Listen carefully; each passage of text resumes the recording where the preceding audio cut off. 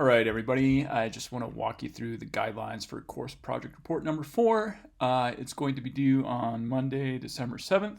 So we are getting close to the end of the semester at this point.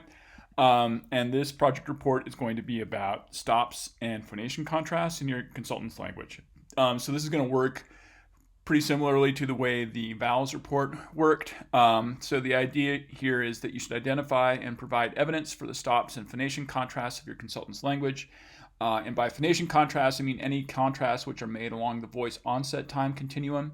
So you can think of these like in English or a language like German, we have initially a contrast between unaspirated and aspirated stops, which are voiceless. In French and Spanish, that contrast is between voiced and or truly voiced and voiceless stops, which are also unaspirated. And then there's languages like Thai, which have a three-way contrast between like voiced, voiceless unaspirated, and voiceless aspirated, so on and so forth. So those are the VOT contrasts I want you to be thinking about because part of this project or report requires you to make recordings of your consultant producing these stops and then make measurements of their VOT values for the various stops you've recorded. You should also consider for this report any voice quality contrasts like breathy, creaky voice, so on and so forth. We've talked about those at some length in this class, or any non-pulmonic airstream mechanisms, which we talk about more in 341, but hopefully you haven't forgotten about. So things like implosives or ejectives, etc. In the language. If you have a click language, then awesome. Tell me about those at this point too. However, keep in mind that these contrasts are rare and that your consultant's language may not very well not have any contrastive voice quality or airstream mechanism features. But if they're there, this is the time to talk about them.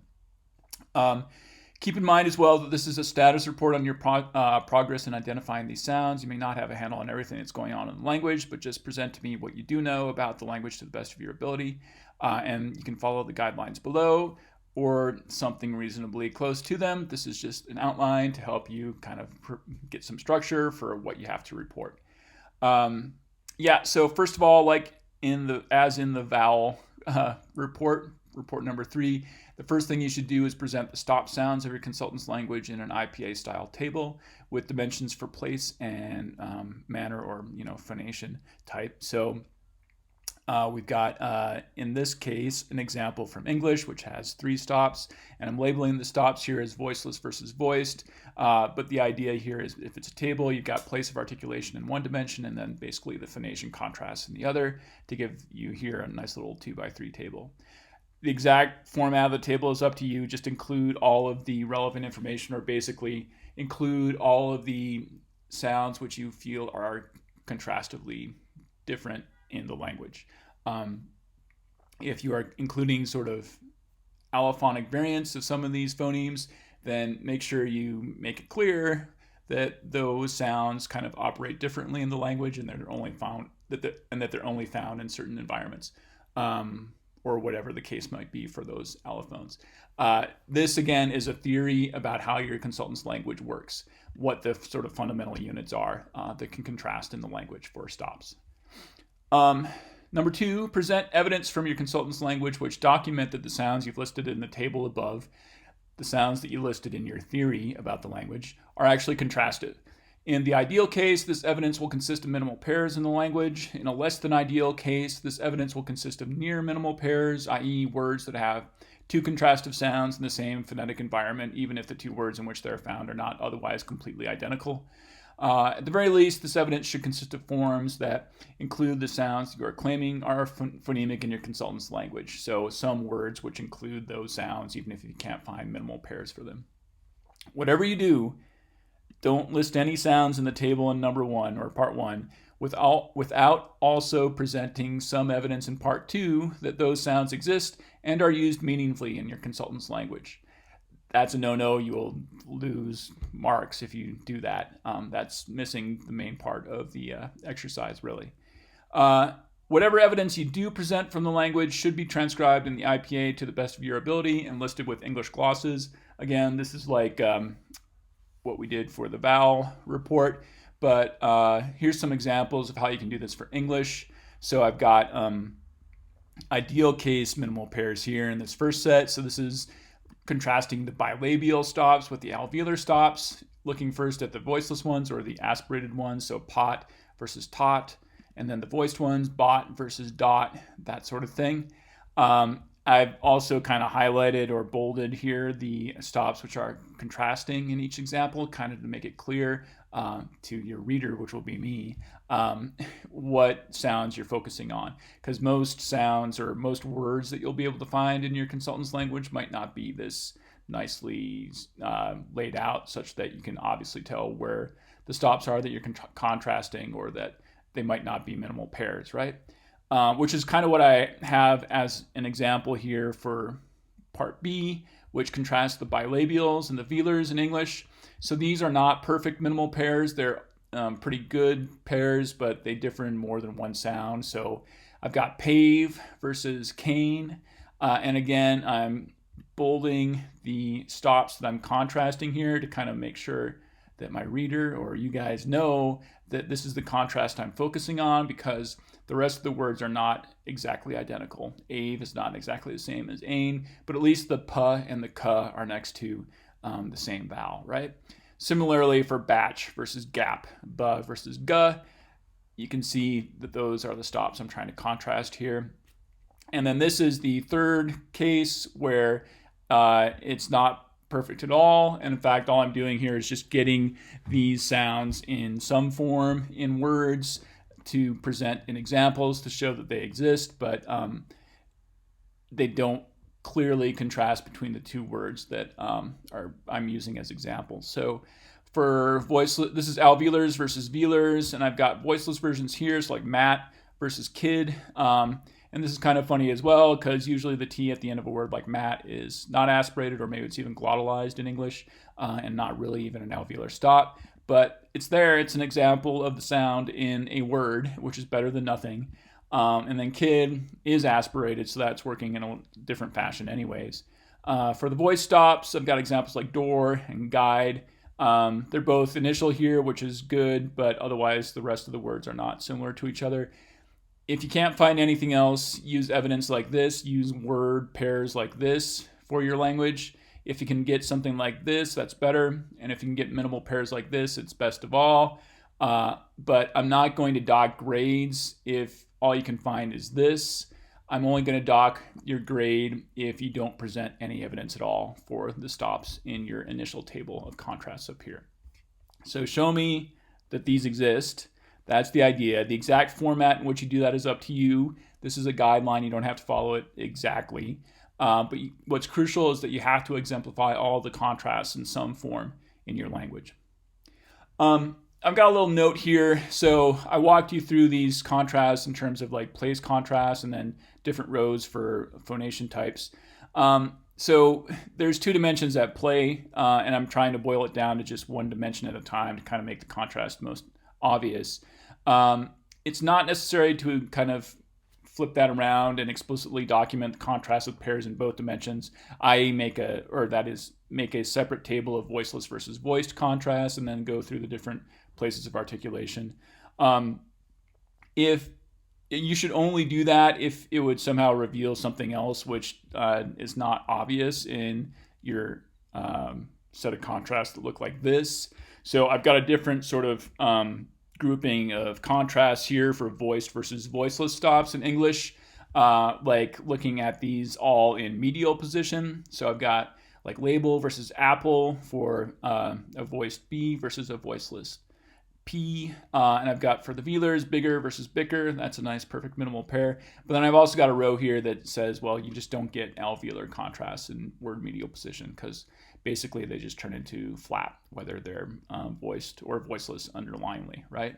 So that's sort of added information, which in this case is just like a gap.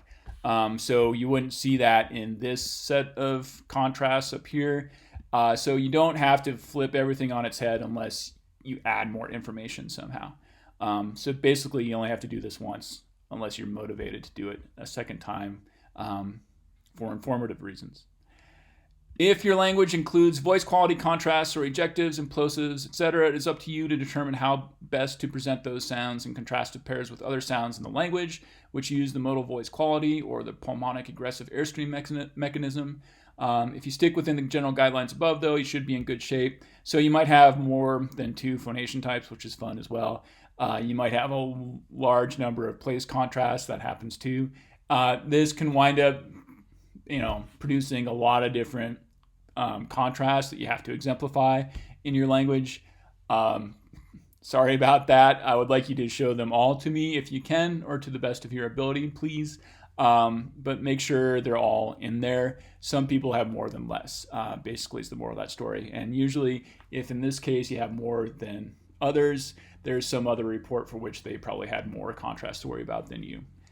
So it usually kind of balances out in the end. Thirdly, we also did this for the previous couple of reports, but record your consultant with PROT as they produce the words in the example forms you list in your paper. Then measure the voice onset time, or VOT, for each initial stop, which contrasts in the phonation dimension, so voiced, voiceless, aspirated, so on and so forth.